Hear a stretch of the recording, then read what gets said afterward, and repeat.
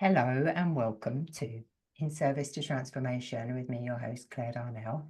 This week, I'm joined by Steven Rosen. Steven's a writer, podcaster, and an entrepreneur.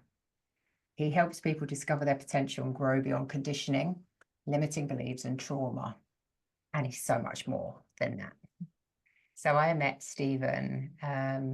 Actually, I met him via a friend who'd been a guest on his podcast. Was my first encounter of him.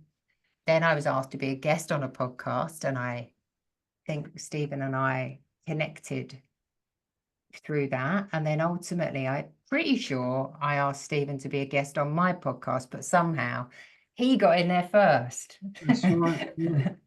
Hi, Claire. Hello, my love. It's so good to have you here. Thank you for inviting me. Really looking forward to, just being in conversation with you again. We had such a great conversation when you was a guest on my podcast recently. So it really flowed, and tables are turned now, so you can. Tables are turned, yeah, indeed. But yeah, it was a beautiful conversation we shared, and I think about it often. And when I watched some of it, watched a couple of the clips back, and it flowed, right? It was really easeful. It felt really good. I think that's the thing when you kind of just turn up as yourself and you haven't got an agenda really. Then I think what happens is you get into a conversation that just begins to flow and it goes where it goes, and it's quite organic. So that's what I like to bring. When I'm talking to people in podcast or just having a conversation on the street corner, it's important to not to try and be anything I'm not. I spent a long time in life really just trying to figure it out, trying to work out, where I fitted and trying to fit, and went to extreme lengths to do that, and become very good at it, really good, and discovered at some point in life, which I'm sure we'll get into, that actually I didn't even know who I was. So it's just fascinating how I lived quite a long part of my life without really being with the true part of me, that the true authentic me.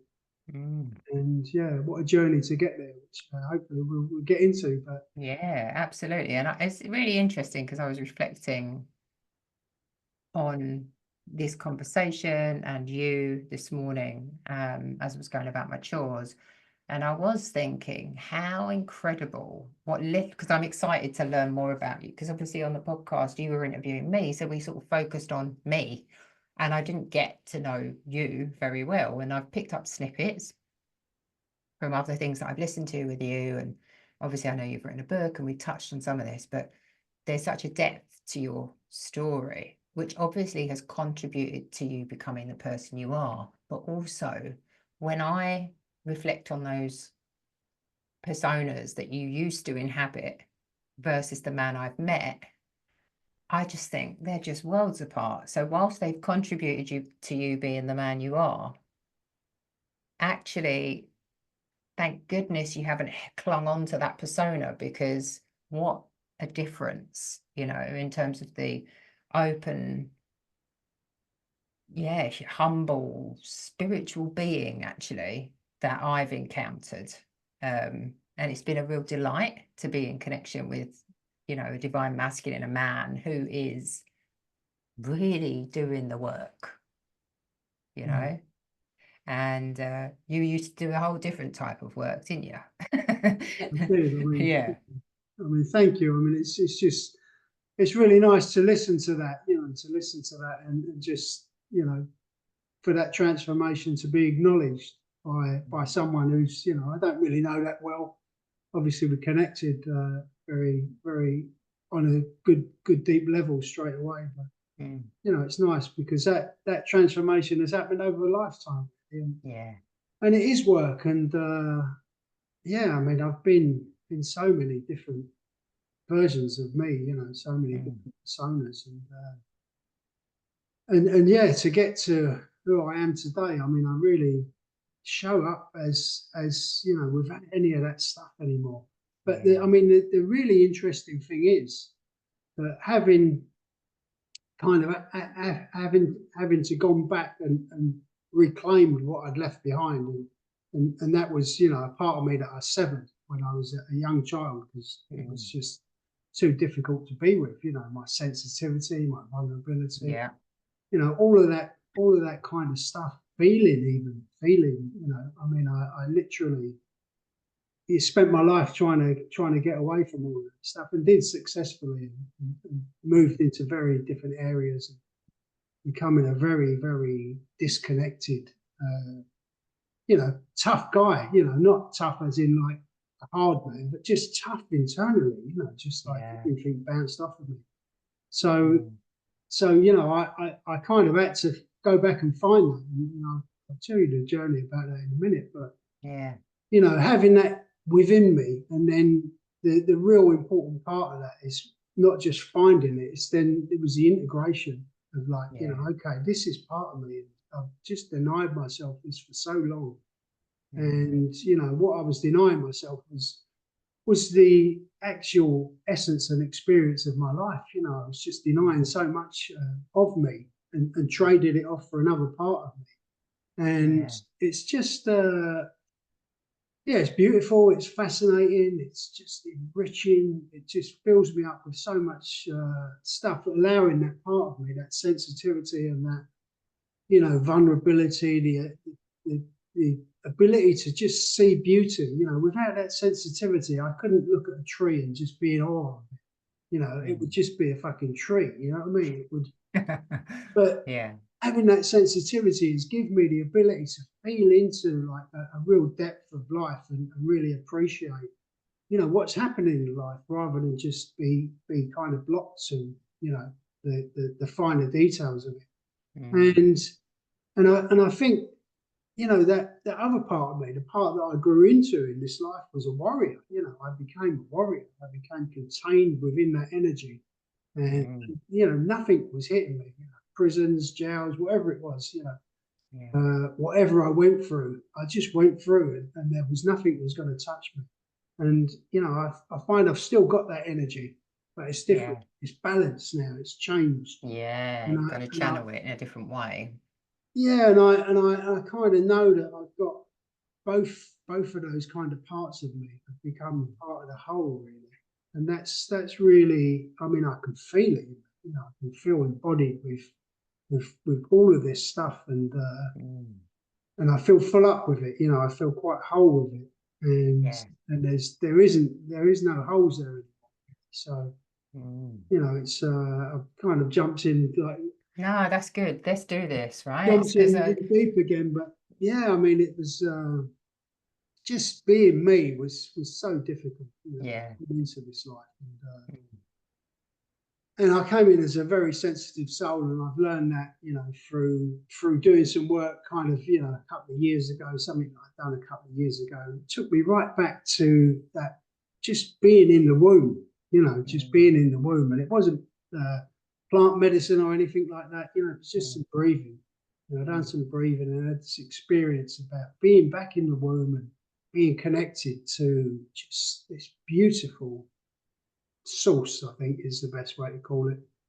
And then I felt, you know, the disconnection from that, which I took to be, you know, I came into this world and I was just filled with sorrow and grief from the very beginning. So, you know, I look back now, and with what I've learned, I understand that I couldn't be with that. You know, I wasn't in a place that was very nurturing and was very, you know, could have held me in that form. And my childhood was difficult. There was a lot of adversity. There was abandonment from my mum, you know, at quite a young age. Well, I was at 8 years old.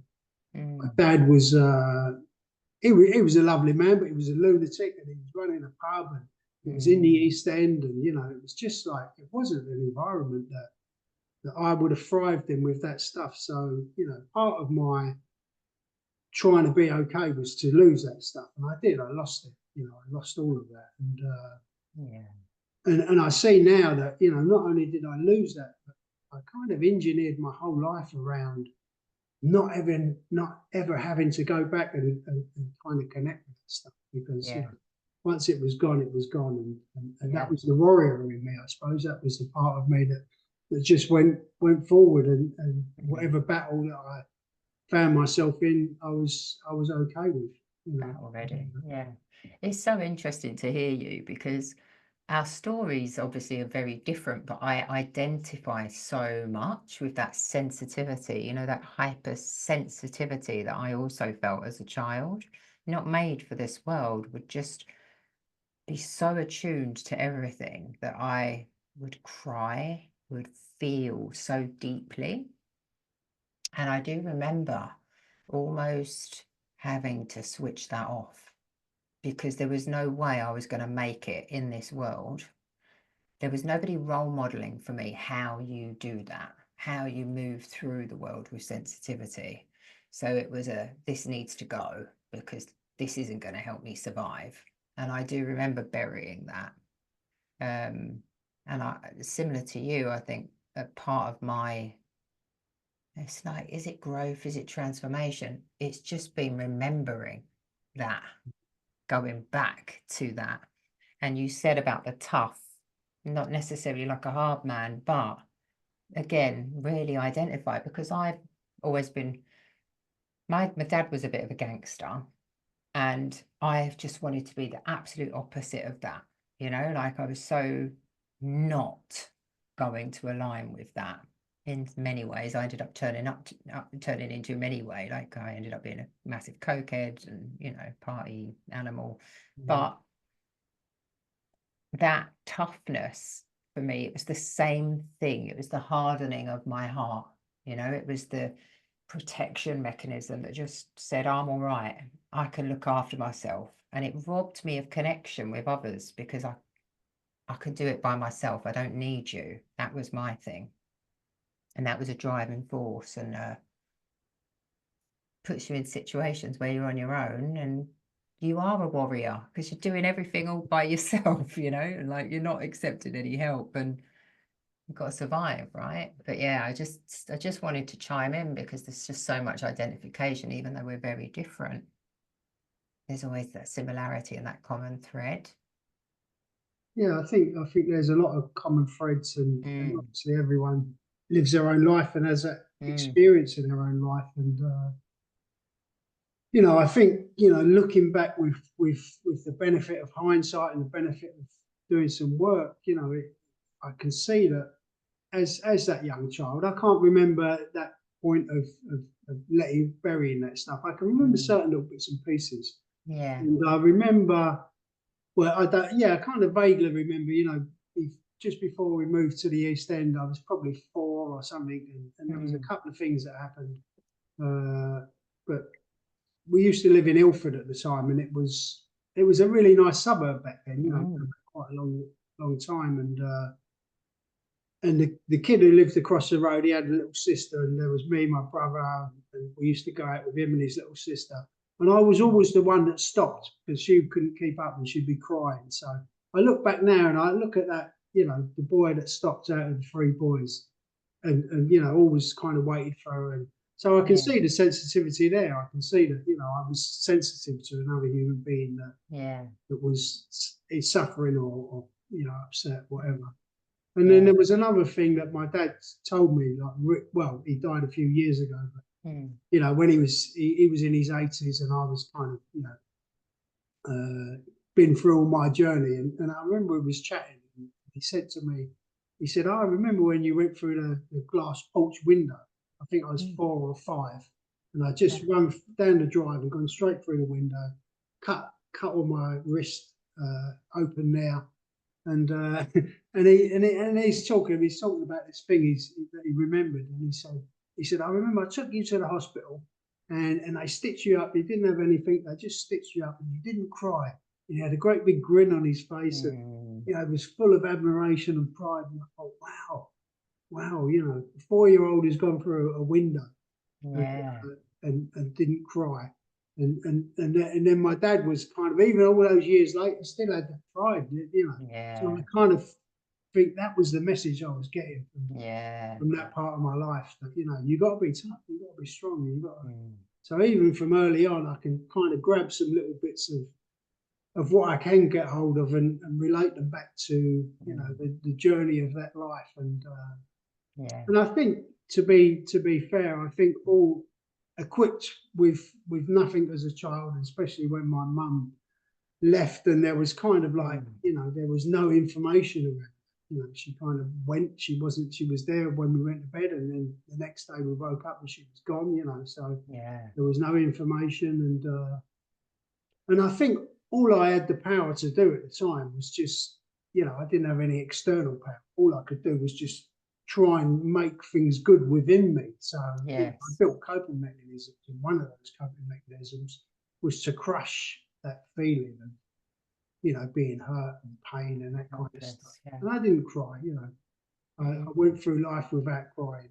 So it was different for me in that sense. But, you know, yeah, I've learned to do that. I've had to learn to do that. And it's beautiful, you know, really.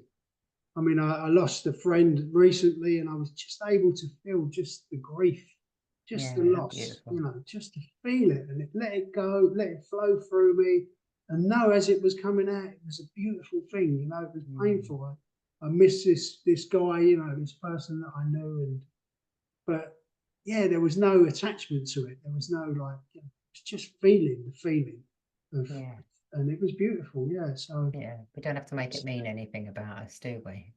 It's like a normal response from the nervous system to process a feeling in that way.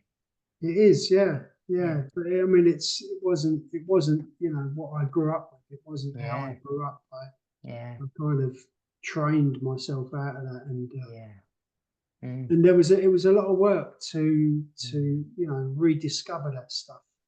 Really was. And you know, just my journey from that young child. I mean, I kind of, you know, I was in the East End. It was a tough environment. I was a survivor, as you just mentioned. We have to survive. We equip ourselves to survive, and you know, and I just went out and found what I needed out in the flats, you know, in Shoreditch. So I was out in the flats and out on the street, and you know, experimenting with substances very early on, probably 8 or 9, around maybe just, you know, not long after my mum left, around that time. Just stealing, you know, just looking outside for anything that would really fit, and it all fitted. It all fitted, and I fitted. You know, I became an expert at finding where I felt good outside of myself, finding the things. So that was the beginning of me, you know, just constantly on this quest not to be with me, really. That was, you know, as I look back now, I mean, that's how I can define it. Obviously, at the time, you know, I didn't know any of that. I didn't have any of that sort of consciousness around any of that sort of stuff. I was just getting up and going out and wanting to be out as long as possible. That's your normal, isn't it? You're not cognitively. We're not critiquing. Oh, we don't have the ability to intellectualize even at that age what our actions are resulting in. So we're just moving through, you know, as children. But it sets a trajectory, doesn't it, ultimately, for the rest of your life, unless there's an intervention. And I'm assuming in your life there was no intervention. You just carried on building that seeking outside of self, right? Just carried on, and as I said, my mum was kind of left, so we eventually kind of established a relationship with her. But it was kind of once a week. My dad was running the pub and doing other stuff, so I was kind of really left to my own devices for a lot. And the best I came up with got me in a lot of trouble, really. You know, that was. So tell us a bit about your story, because I usually sort of ask the question, what was it that brought you to a pathway of transformation? But ultimately, there's a few building blocks here. You've talked about your childhood, and we're sort of moving, I'm guessing, into sort of teenage years and beyond here.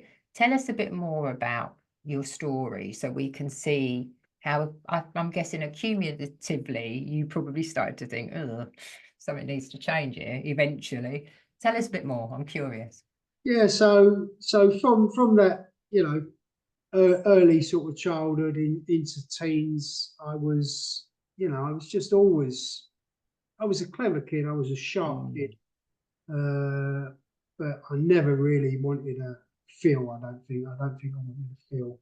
I wanted love. I definitely wanted mm, love. I yearned for that sort of stuff. I yearned for connection, but kind of part of my own self conditioning based on where I'd come from and how things were was that I kind of denied that really. I denied access to that. So I was just very trying to be a man, really trying to yeah. be a man in this world, and by kind of early teens, I went to school and kind of done, didn't really, yeah, I done. I mean, I was clever, but I didn't even have an exam on it because I just by Mm, that time I'd already made my mind up. By 15, I was out in the pub in a suit and tie, yeah. selling drugs. I'd kind of found that gave me all I needed really. So Mm, I mean, I look back now and realize that actually what I was trying to do was build self-esteem. I was trying to mm, get my esteem from people that knew me, people that could relate to me and come to me, and I was kind of important. So, mm, even though I didn't realize it at the time, I didn't have self-esteem, but yeah. kind of I fabricated it, and that's Yeah. that's what I done through life. I always found a way, my way, to get what I needed, and Yes. and it seems, it seems, I never went through the process of the natural process of feeling any of that stuff. I always Mm, just created it. I went out and got it, whatever it was I needed. And yeah. so I was kind of building this persona of being self-sufficient, and I believed that I was very self-sufficient. I was Mm, going out.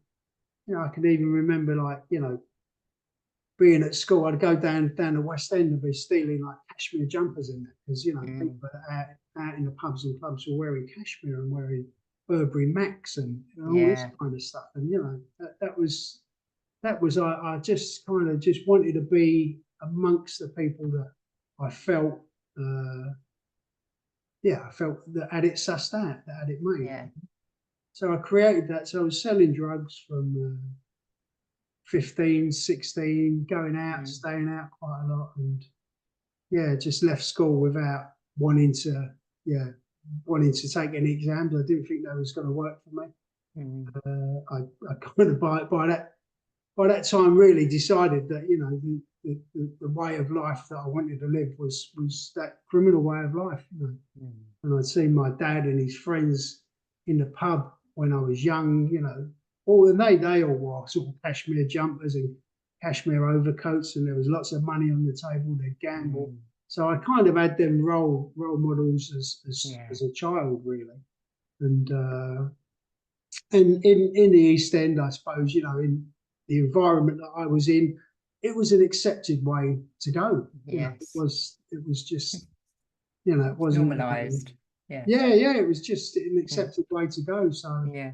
that was the route I took, and I did go to work and try to work, but once again, it was, Mm, it just didn't do the trick for me really. mm, And I'd rather be with my friends than yeah. working, and Mm, so yeah, and same with girlfriends really. I mean, I really, you know, wanted to be loved and wanted that connection. But mm, by that time, the drugs was kind of like, there was the drugs and the going out, and I was getting so much from that kind of mm, world with my friends that the girlfriend was kind of like on second place really, yeah. and also, I was pretty messed up by that time really. Mm, On the external, I looked together. I had a nice suit on. I had a few quid in my pocket. I yeah. could go out. I knew everyone. I was going to clubs and drinking champagne and dancing, and taking Mm, lots of drugs, speed, and that at yes. the time. But inside, I think I was already pretty fucked up Mm, really. That just yeah. just kind of working the part of me that I could work. I Mm, couldn't really do much with the internal stuff, but the no. external stuff. That's where all my energy and effort went. So it was a projection, really. I was Yeah. projecting uh, what I felt I needed to be, and that Yes. was what was showing up on the surface, Mm. and I suppose it looked good, but It's very egoic, isn't it? As I'm listening to you, I'm thinking this projection, this persona that you're presenting is very much driven by the mind of, oh, this is what people need. This is who I'll be. Let me be what you want in for order to be sure, yeah, accepted and loved, right? Yeah. yeah. I mean, the ego stepped up for me, that Mm. it Yeah, it's was, a yeah, wonderful tool. Yeah. For all of absolutely, us. yeah. Yeah. Yeah. Great The ego protector. really stepped up for me, and all the different variations of that, Mm. control, just all the different variations. All of my character really was kind Mm. of bent to one side, was bent Yes. right, leaning towards that end, Mm. and the rest of it, was kind of gone, forgot about. We'll lock that away in a dungeon somewhere and never Mm. go back there. So, Yeah. all of my character was just becoming more and more, egoic based, really, and not like throwing money around, that sort of ego, but just, Mm. just the running, the operating system of me was ego. I'd lost connection with the intuitive part of me, Yes. if I ever had connection with it. But I Mm. definitely lost it, and the ego was running the show for me. Yeah. And And where did that ego take you to? Like where, because I'm guessing we're sort of building to a point where there's like some kind of light bulb moment, right? What happened next? Where's the ego taking you? Because to me it sounds like, I'm sure it wasn't all terrible. There must have been some fun times in there for you to sustain it for so long. But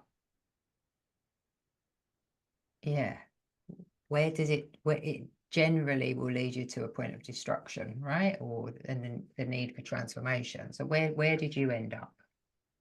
well, I suppose in my early 20s, 22, I met a girl, and she had a young son. He was 5 at the time, Mm. and I needed that, that kind of ready-made family. Just I really wanted that, but at the same time, I was running drugs with a warring Lebanese militia who was fighting Mm. the civil war in Lebanon at the time. So, I was meeting these guys in a hotel room, and there was ant holders full of drugs and money, and so I was living that life, and Mm. and I met this woman, and I suppose, I tried to traverse the two worlds, and I Yeah. couldn't, I couldn't get away from me, basically. But Mm. I think the transformation was my spirit. My Yeah. spirit just, I've been to jail a couple of times by then, and as I said, that stuff just bounced off of me. It just wasn't, that wasn't a factor in it, but my spirit was dying, really. I was a Mm. heroin addict at the time. I'd been using heroin for quite a few Right. years by then, and I just my spirit, I've nearly extinguished it. I mean, that's the Yeah. only real pivotal point that I can come up with. The woman Mm. I was with was, she fell pregnant, so there was that goal of, I didn't want we knew it was going to be a girl. I didn't want my daughter to be born and have an addict as a dad and have all this Mm. chaos that I was involved in. But that wouldn't have stopped me, really. That would have been a really, I would have told myself I would have stopped for that, but I just couldn't. Yeah. So I think, the real part, I got a call from something deep within me, Mm. and I heard it, Yeah. through this whole persona that I built, through this whole character, this life that I was living. Something within inside me was Mm. just calling out, Yeah. and it was, yeah. I mean, I just didn't want to carry on what I was doing, and I managed to change. I managed to get clean at 24, just, yeah, Wow. just before the day before my 21st birthday. And I tried to sort of Mm. do it on my own, but I was Yeah. just so entrenched in my ego and what I knew. The lifestyle, right? As well. Yeah, It's the just lifestyle. everything. I'd invested everything in building up all of this stuff to get Mm. through life, and then, realised that actually this was the stuff that I needed to get away from. But it Mm. wasn't just the externals; it was the Yeah. internal stuff. Yeah. So that was like a massive journey of Mm. really stripping away. I had to start stripping away all of, the behaviour, obviously the Yeah. criminality, You know, Yeah. when my daughter was born, I was 4 months clean and sober, Wow. and I just, you know, needed to find a new way through life. So Mm. I started to strip away all the things that wasn't working for me, the drugs, the people that I was around, Yeah. all of that kind of stuff. I stopped and started to pick up some tools. You know, I started to pick up some honesty and self-honesty and looking at, like, actually, you know, who am I? And I was terrified at that point. Yes. When I stripped all of that stuff away, there wasn't like the 24-year-old man who'd been through all of that. There was a terrified little child there, I suppose. Wow. And Yeah. just, you know, the thought of how do I get through this day in life was horrific. I just woke up with just a big ball of swirling fear. You know, Yeah. and I hadn't felt any of that. I could, as I say, I could stand in those hotel rooms and I could be in jail situations, and I didn't have any of that. But, you know, Mm. without all those defenses, without all of those coping mechanisms that I'd developed to get through life, you know, when I stripped them away, it was like, wow, it was really raw and it was quite terrifying. And I had Yeah. to learn to build. So, you know, I just took it to simplicity, really. I Mm. just started putting some really fundamental foundations in place of learning to surrender, you know, surrender my own will, because, you know, I realized that my will was the thing that was like running the show. Yeah. And it took quite a few years to actually, you know, to relinquish that gently, you know, because Yeah. I still wanted to win. I still wanted it to go my way. I still wanted to Mm. be okay and survive and provide for my family. Mm. So I started learning to be honest and work yeah, I mean, I started noticing stuff. I was talking about sensitivity earlier, Yeah. and I started noticing the sky at night and the Mm. stars and trees and stuff like that, and just wow, where did all this come from? No, Yes. and it sounds crazy, but it was so not part of what I could Yeah. see. My vision was so narrow and so Yeah. kind of Blinkered. Yeah.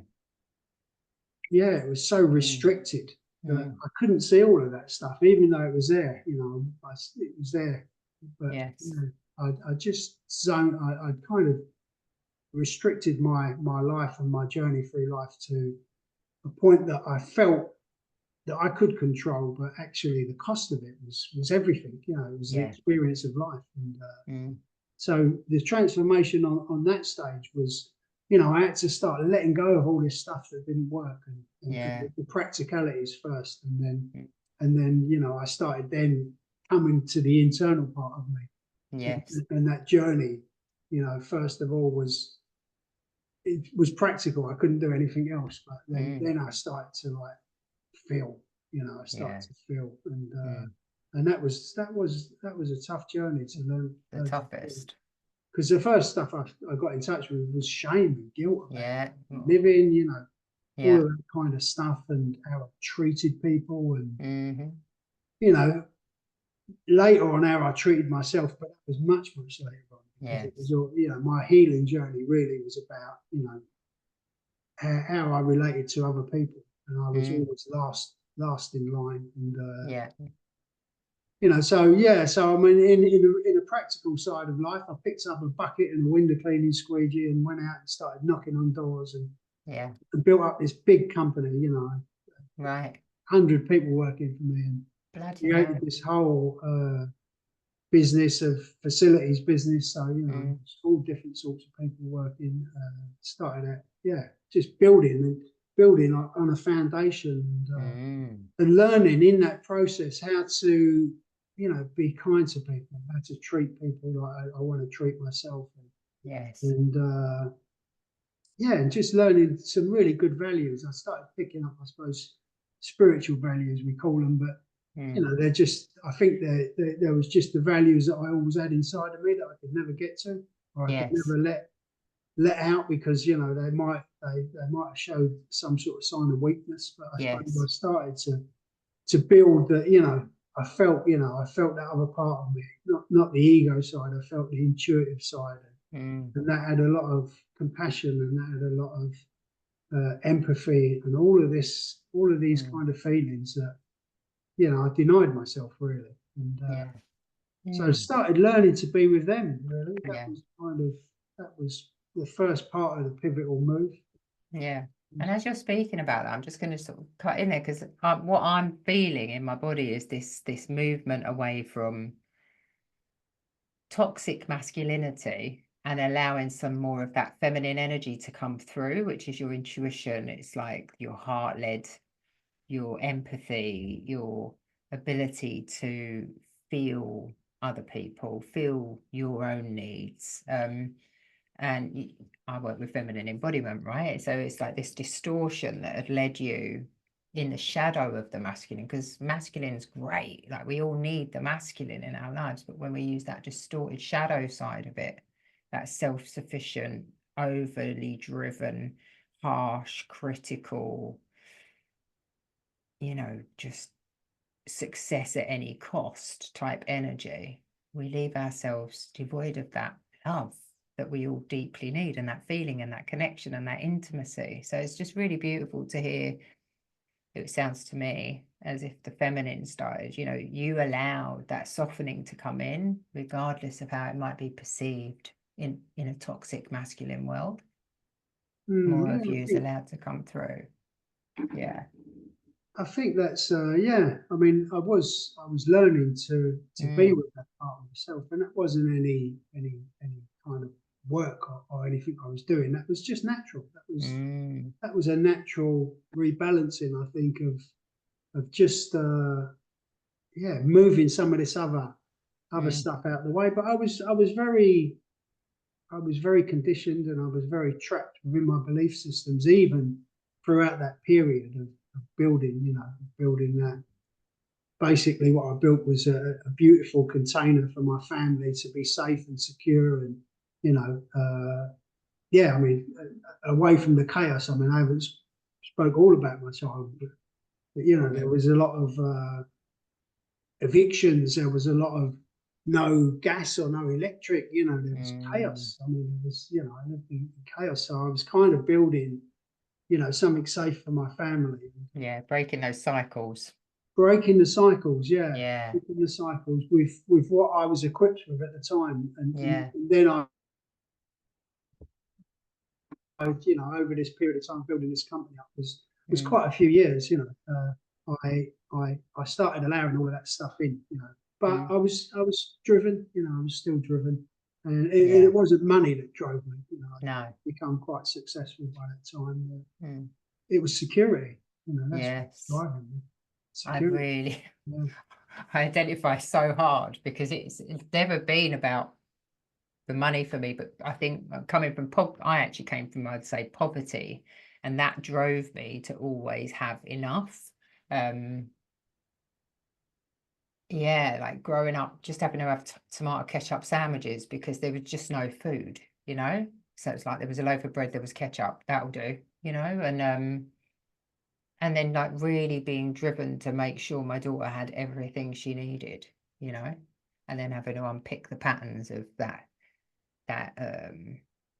the word that I'm looking for, scarcity that it put into me as an adult, and having to unpick unhealthy eating patterns and things like that, where I'd sort of eat everything just because it's just quick in case the food runs out, like coming into awareness as we do as adults, and then starting to do the work, and saying, oh, I can see that's mine, and then breaking the cycles, huge. Our generations and generations of our families can be on a certain trajectory or way of existing, and you explained about your family set in East End, it was just a way of life, and then all of a sudden we come along and we just change everything by just breaking that cycle. It's huge. It's a bold and brave-hearted thing to do, but I believe we're all put here on purpose to be that thing. I believe every generation has the potential to be the cycle breaker. It's just whether we decide to rise to the challenge. I think yeah. I mean, I really resonate with that, and I think that's my journey. Actually, I was at a festival last year, and I was talking to a South African woman, and we were saying about how just difficult life can be, and she said, I think I just put my hand up for this one and chose this life, because I needed to learn something, I needed to change, and that just really resonated with me, and it's just kind of reminded what you just said, and reminded me of that. But yeah, I think breaking cycles and yeah was definitely a big part of it, and that wasn't that wasn't the end of the journey for me, because that woman that I met with, that I kind of stayed with and just stayed really faithful to her, and yeah, just kept things going. My own I think belief system was like, I need to keep this family together, whatever happens, and and kind of that manifested in how I lived my life, and I did that to the best of my ability, long past the expiry date of the marriage, I think. Yeah. Because my son, my two elder kids by then, I'd had more children on that journey, and yeah, my youngest, I remember, him being 8, and I was in this beautiful house, and created all this security and wealth, and just really living a nice life, and I can remember watching him running around the garden, just playing, and just thinking, he was about 8 at the time, but I kind of knew that there was, between our marriage, there was like, there was nothing coming back for me. And once again, I suppose I was just like, was in that warrior energy. I looked at my son and just, wow, man, I can't fuck this up for you. So I just kind of made that deal that I'd accept nothing and just carry on, and did for another sort of few years, trying. It wasn't like I was not communicating. I'd kind of, obviously, we'd been to therapy together, and couples therapy and that kind of stuff, relate, and she had her own gear. I mean, she come from not the same environment as me, but she had her own gear, and everyone does, and obviously, we was attracted, and we kind of went on quite a long journey together. But one day I kind of woke up, and I'd been out and done a bit of gardening in the morning, took her up a cup of tea, and then these words just come out. It was like, sorry, I'm not going to be here anymore, and that was it. 26-year marriage, and the business we got rid of a little while before to try and save the marriage, and I walked out of that house, that beautiful house, and the whole thing that I'd kind of spent my last 24 years in recovery, creating and building. I just walked away from it in a bag, and just like, once again, that was another massive pivotal moment for me. Huge, of just this question coming up, and it came up, and it was coming up for quite some time, and it wouldn't be quiet, and the question was who am I? Who am I? And I started thinking, I knew who I was as a father. I was, to the best of my ability, consciousness, I was a good father. I tried to, look after my kids to the best of my ability.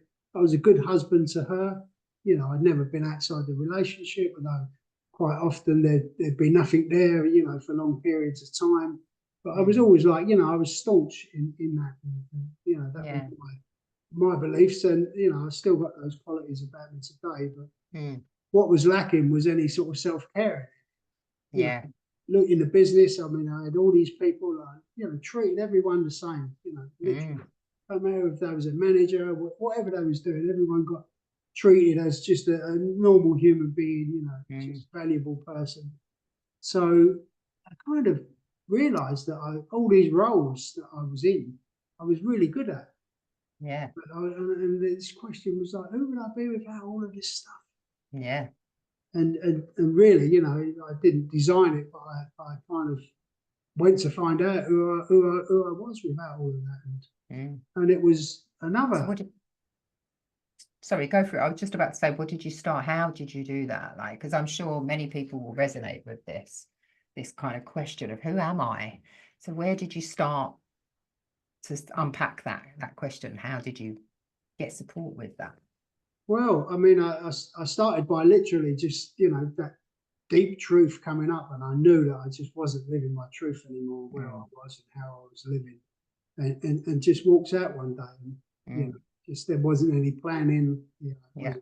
I woke up that morning, and I didn't know it was going to be the last day I was going to spend with my family in that container I built. So I think what happened for me was the loss of leaving them was just such a massive catalyst for me. Yeah, the And I grief.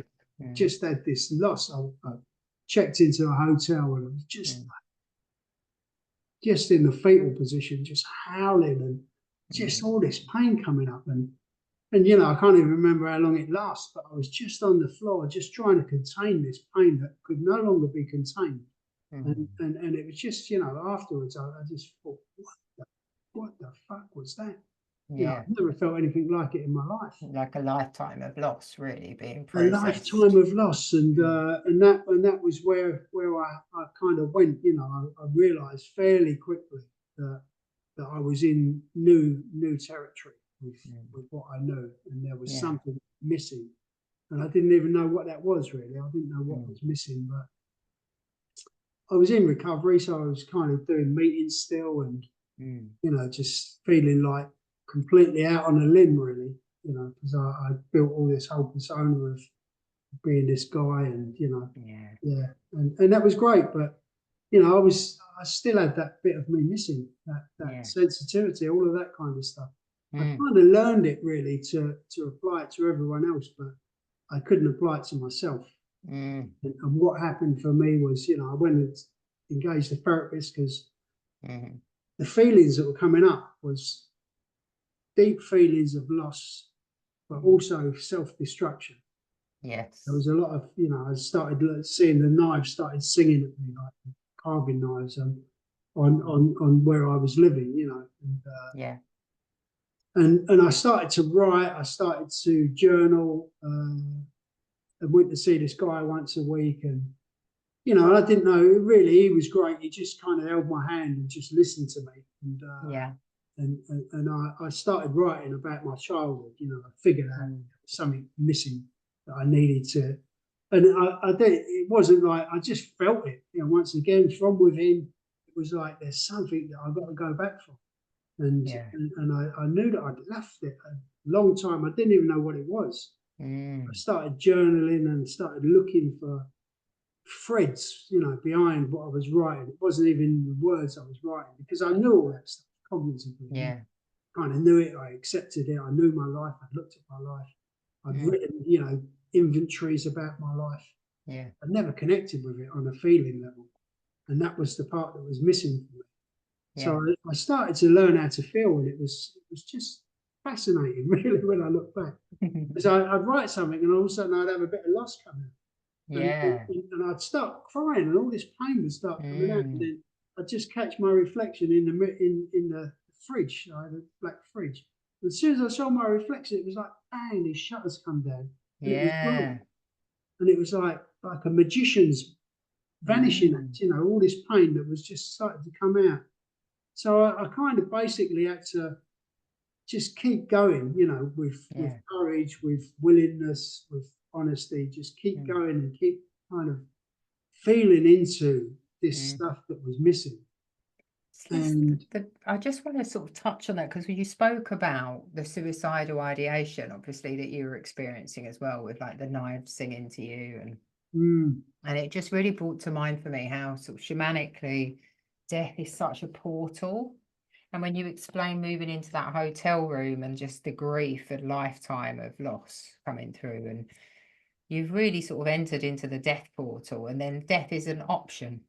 And I think it's when we face death in that way, it's like this is a way out, and there's also a way through. I do think it's such an initiation for us, getting comfortable with dying, like that, almost that, yeah, I could choose to take my own life if I want. And actually, at that point, what you've done is you've engaged in therapy and you've started to unpack.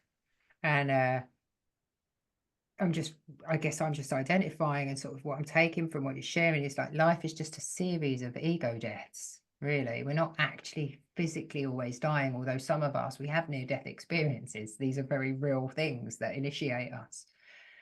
But it's about getting comfortable. More comfortable we get with that death of self. And right at the beginning of the podcast, you said all these versions of me that I've been, and I look back, it's like same. The more comfortable we get with just saying goodbye to, oh, you got me to here. Now I'm going to keep this bit, but I'm going to leave the rest. I'm going to let that die. I'm going to rebirth myself. I just think it's a beautiful thing that I can see you're basically in this beautiful shamanic journey to finding yourself and seeing your reflection. What a metaphor. And like you're emotional and you see your reflection and then you shut it down, but you have the awareness. So it's no longer a shadow. Your reflection is telling you, it's mirroring to you, this is where the work is. Absolutely beautiful. It didn't feel like a beautiful journey at the time, I've got to say. Sorry, that's me. Like, I'm like, yeah, shadow work. Bring No, it it on. was, it was, it Yeah, was go on. brilliant. And there's lots of different, there's lots of ways to look at this stuff. I mean, I didn't have any of that type of language. Of course. I was just doing that work because that was what was happening to me, so Yeah. it was like, I Holding on for wasn't dear studying life. and going, this is what I'm doing. But Yeah. if I do that, and that, I'll get that. It was just like, Yeah. it was letting go, and it was Yeah. just letting go of stuff and moving it out of the way and finding, then finding access to a deeper, more authentic version of me, a deeper level of me. And it was just this went on for probably about at least a year, if not more. This process, and I had a divorce going on, and I tried to, just try to, be really, just the best version of me I could in that divorce. But my unfortunately my ex was in her own gear, and it was quite toxic really. So I had to kind of try and cut free of her because I was trying to support her as well in this, as well as trying to go through this stuff and navigate yourself. From a point where I had to put that boundary in place, and I can't talk to you anymore. I can't be involved in your stuff anymore. So the practical stuff, obviously, I was still looking after everyone, and learning how to look after me by going on this journey. And it was. I mean, the suicidal stuff that you spoke about. I mean, at the time, I used to have a gun. I used to have a shotgun because I used to shoot. You can play pigeon shooting. Yeah. And there was a couple of days that I didn't even come home. I just I was up in London, and the thought of coming home with the feelings that I had was just like really frightening. So I'd kind of drive somewhere else, or maybe go and meet a friend, or go somewhere different and just talk about what was going on for me, just to get over that crisis of like, I don't trust myself here, And then I'd run through the tape of like, imagine if I did do that, who would find me? Oh, my daughter would probably find me, like, slumped in a puddle of blood with my brains on the ceiling. And so I kind of like, all this gear was going on at the same time, and it was like, I couldn't do that to anyone, I couldn't do that to, especially the people that I love and care about. So it was a real whirlwind of pain, of discovery, of shedding stuff and letting stuff go, and learning how to take care of myself, my kind of mental health and emotional. It was more emotional than mental, that stuff. Them feelings, the closer I got to me, the more I wanted not to be here. And that was like, that was the essence of it. So it was like I was going on a journey in, getting back to feeling. And those increments of feeling, went from maybe a few seconds to a few minutes to maybe then, an hour. Just shedding all this stuff. And it didn't have like labels to it. I didn't know what it was. Yeah. It's just feeling this stuff was just pouring out of me. And it was choking me, like physically. Sometimes, my jaw was just stretched so much. I felt like I couldn't breathe, Yeah. So much pain coming through me. And I look back now, I just think, wow, man, how did I get through that? Huge. Huge journey, but just kept going, and knowing that, I had to kind of discover what was going on for me to get through it. I didn't want to die. I wanted to live, and and I wanted to find out, just what was happening. And it's a long story. I survived that process basically by getting support. I was getting support from a few good people around me, or I was talking to and I built a really good foundation of self-care as well. But Yeah. What sort of just modalities have you been experimenting? Where did you start to, in terms of the things that were helping you to find that stability? Were there specific modalities you started to dive into? Because earlier you touched on the breath work, for instance, and you had that yeah, birthing I hadn't done experience. breath work at that point. No, Mm, so I was that wasn't. I hadn't done breath work, but I think I just learned about, basically, like I'd been through I've been living a 12-step program for many years, mm, and learned to, not use the tools in that, yeah, but to the depth that I was going. So it wasn't just about, obviously, when I went in there, it was about the drugs, but yeah, then it became about every level of life that I went to. mm, I could use those tools mm. and use those, like surrender, Yeah, when I the was spiritual coming, principles, we would call yeah, them, right? In 12 principles of, steps. Yeah, of that honesty, of that, being courageous and willing, willing to yeah, sort of, go through mm, this experience. And mm, so, yeah, I mean, there was the therapy, which was like talking therapy, so there was that going on. mm, And just, really using these tools, and mm, knowing, I did really want to take care of myself. yeah, And yeah, I didn't have much language. I mean, all this language, yeah, this accumulated like 13 years ago. So I yeah, didn't have a lot of different language. I was a mm, businessman, sort of cracking yeah, on, doing well, and all of a sudden I'm, in this just new discovery of who I yeah, was. So yeah, I think I eventually just got back to a place where I just pulled everything out of the way, everything that yeah. was stopping me Simplified things. out Yeah, of the way. And the deaf stuff that you was talking about, mm, it was fascinating, and I know they've probably been going on quite a while, but I got to a point where I was in so much pain. It was near Christmas 2012. I mm, was just in so much pain, and I got down on my hands and knees because I was kind of praying and just, praying for strength. And I just, yeah, I just acknowledged the pain. I just said, God, whatever, help me. I'm not particularly religious, but I was just like, yeah, whatever you are, help me through this gear. And yeah, and then it just came, just like exploded, and I was just, yeah, I was just in so much pain. I was choking, I was drowning in it. mm, I could feel this child's pain really yeah, deep within the circle, in the center of that. And he mm, just started screaming at his parents, "You fucking killed me." I mean, this anger mm, must have been there for all of my life, and yes, never really acknowledged. And at that point, to be honest, I made a choice. I made a decision to hang myself at that point. And then this is the really interesting part, that as soon as I made that decision, I was just like in so much pain that I thought, I can't do this anymore. I'm out of it. mm, Get out of it. And then I was just filled with peace, like an instant peace. And it was like it come within me. It was like all of this stuff just dropped away. yeah, Literally just dropped away.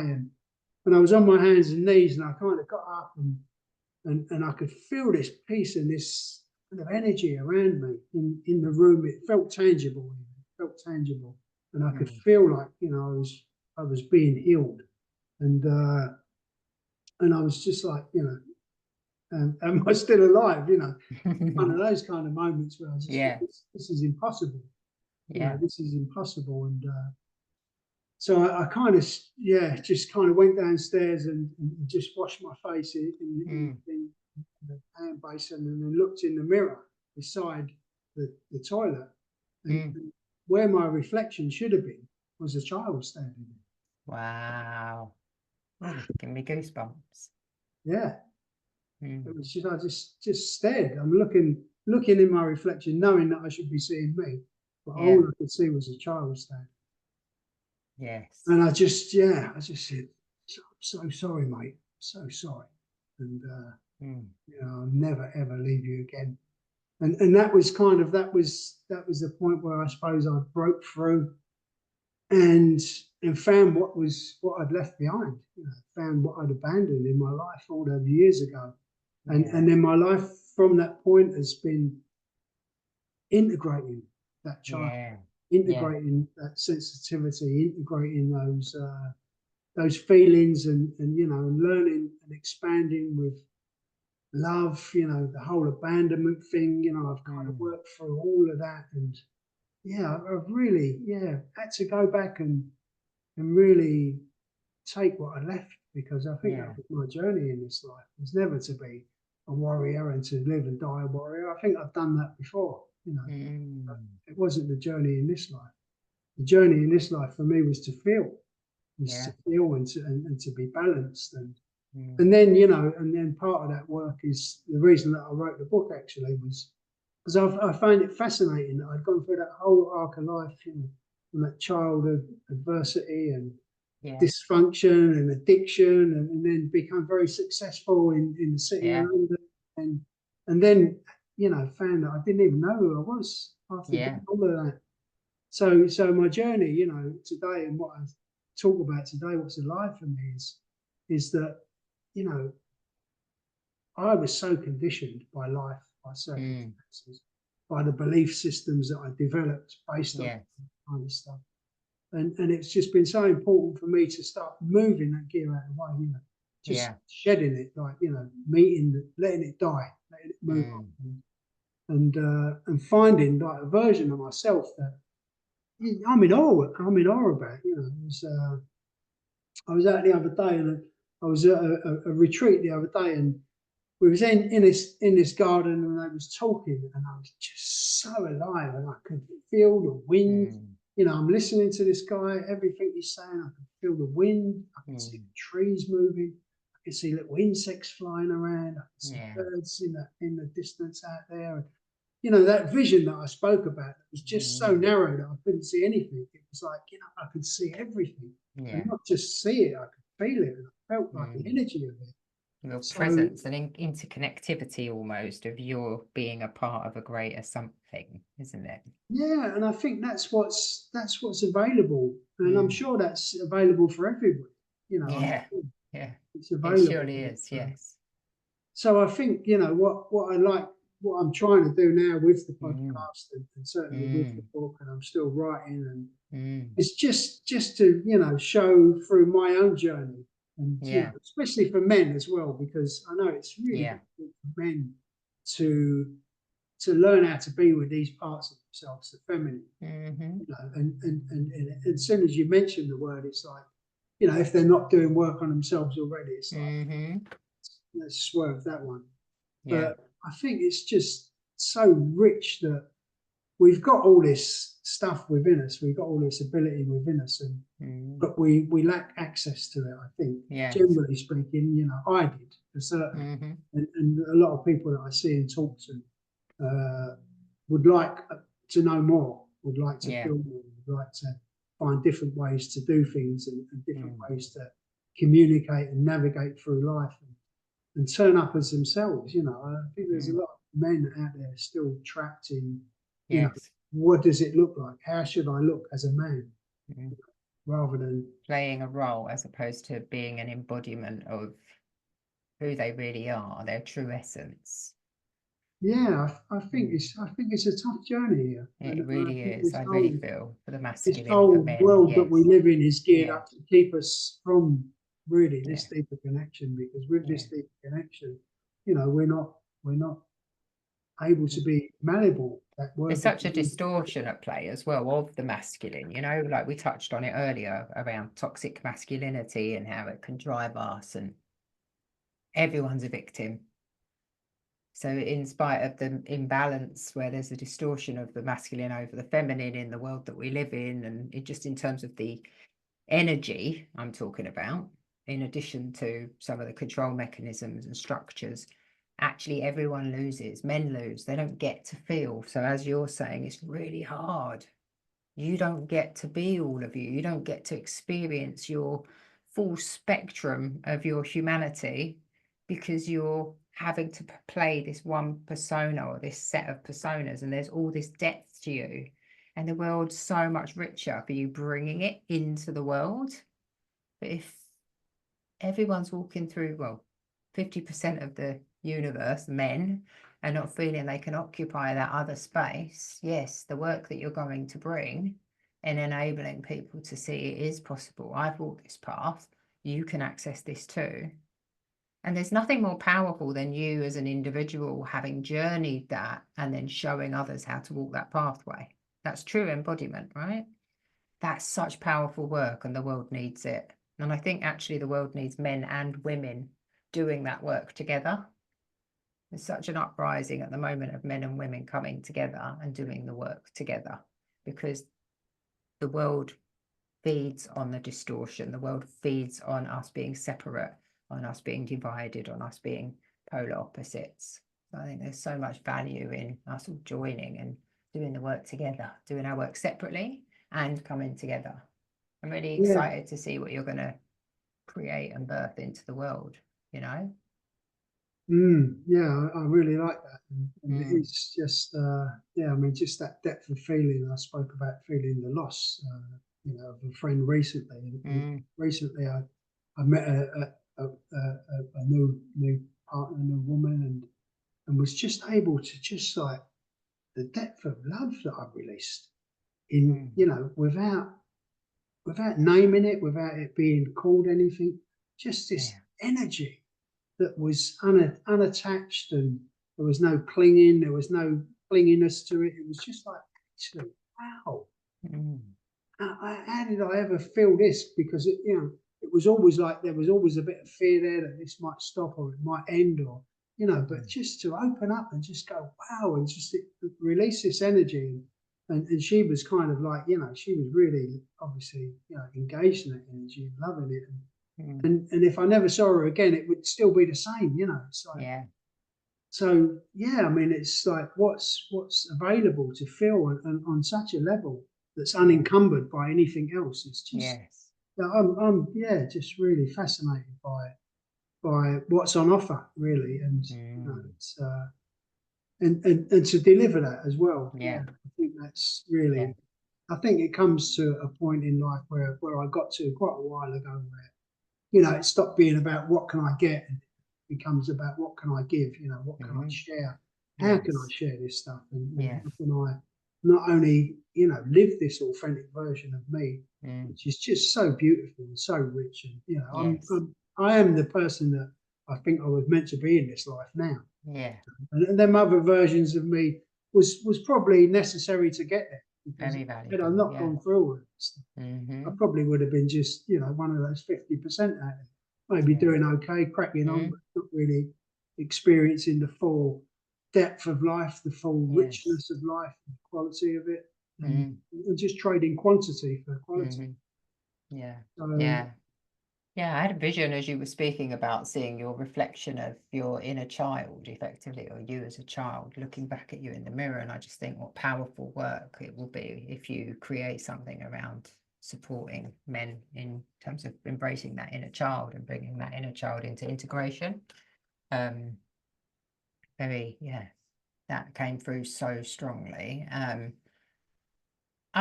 So we've sort of touched a little bit on like what you want to create, and I guess we're going to sort of come to a point now where we're going to start wrapping things up, right? So, I mean, it's an incredible journey that you've been on, and I know that you're consistently working on yourself and you're exploring new pathways. You do have a lot to offer. You're a published author. You have a podcast. You're the Cockney Prophet podcaster, right? Which I love. We've spoken about that, about, you know, your ownership of that part of your persona, and like in a loving and jovial way, you know, and the power of owning that. But yeah, how can people find you? Like what do you have on offer for them? We've touched on it already, but let's have a recap.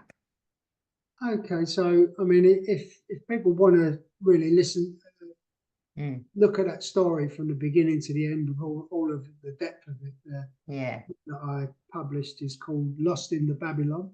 And that's, you can get that on Amazon. You can probably order it in bookstores. I think it's on the shelf in bookstores, but yeah, We so can link that's to that too, can't we, in the notes, the show yeah, notes. yeah, and that's a really powerful journey because it's, yeah, I mean, it's that whole arc of life going back and then going back right to the beginning to reclaim. So that's really a good piece of work that I've done, and obviously the Cockney Guide to Enlightenment is the podcast, which I talk to people like yourself and you know, just all other people on their journeys through life that have changed and are in service to others and transformation. So you know, that's powerful. I occasionally do workshops, but I'm literally in the process of now of doing a conscious business course because I know about business. I've built a business. You know, I'm a successful entrepreneur, and you know, I mentioned one of the things I've done other things as well, but you know, I know how to go out there and do that stuff. But you know, part of doing that stuff is doing it without the cost of like it costing you so much. You know, Yes.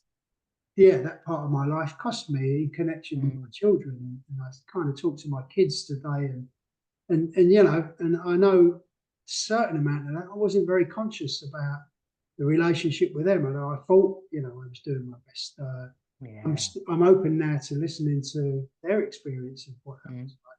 So that's part of the kind of message that I carry as well.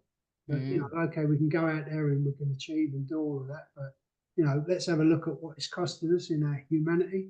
And so the conscious business course, which I'm taking, is lit me up really because I know I'm writing a second book, but now it's kind of like, as I was writing this book, I was thinking, am I writing a book or am I writing a manual? So what I think my intention is to do is to create some courses, and Nice. there'll be I'm not sure how they'll look yet, but they'll be directed at certain demographics, and one of them will probably be that journey to that inner child, and not yeah. I mean, my journey to my inner child never incorporated colouring books or anything like that. You know, it was a different journey. But I think, you know, I'm not saying there's anything wrong with that. There's a lot of stuff around the inner child stuff, which is beautiful work. But, you know, for me, it was like, you know, it was a different journey to that child. It was, yeah. So I'd like to be able to put that out there and do some work with men as well. And then maybe some adolescent stuff as well, you know, just design a course for children just to really come into their power quite young and not have to go through, you know, years and years of just compliance and, you know, not knowing who they are and not knowing how to be who they are. I think that's the most powerful work that I can bring, really. Is showing people that it's okay to be you, whoever you are. And there's certain tools that we can use to get there, certain experiences, certain stuff that we can look at and be supported through that. So, yeah, I haven't designed it yet, but that's the intention. And I'm going to be working on that next year. And yeah, just showing up for life and really sharing this incredible journey. I'm fascinated by it more and more every day. Just, yeah, I think I said the other day, I'm in love with being alive at the moment. Yeah. Oh, I love that for you. And just, yeah, just there's so much. And yeah, I think, you know, yeah, I get to a point where there's no other route other than to try and share this and put it into modules that people can access and people can understand and work with, because that's the important part. You know, it's like it's a big journey, but to take the essence out of that and actually like pinpoint, oh, this was a really important tool. This is an important module that we can put into this. Yeah. How we can support others and initiate others in their own pathway or journey, or whatever that happens to look like. There are always people that need to access tools at specific times, and I think it's these pivotal moments for us very often are the thing that is needed. That's what I've learned in my offerings, is like, this thing was huge for me. And actually the other thing I've realized is it's often the part of us that we move away from being or fully owning is the medicine that everybody else needs. So it's like looking at that stuff that maybe we're resisting is like, okay, yeah, that's the thing actually that I'm here to serve. So yeah, interesting. And it's definitely, I'm learning all the time. And Yeah. a lot of the stuff that I'm going to do will be in collaboration as well. So Beautiful.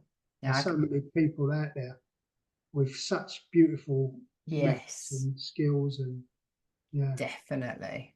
And I mean, collaboration is such a beautiful thing because you do just bring such different energies together and you just create so much magic. Like I've experienced that in even with the podcast this year, and then you've obviously been carrying out your podcast for some time, but just when you bring these two energies, even these could be very opposing viewpoints on things, but it creates magic, it creates the diversity, it creates what I love to show people is we don't have to agree on everything. We can still love one another. We can still kind of be in community and still be intimate and still have connection with others, even when we're not 100% aligned with them.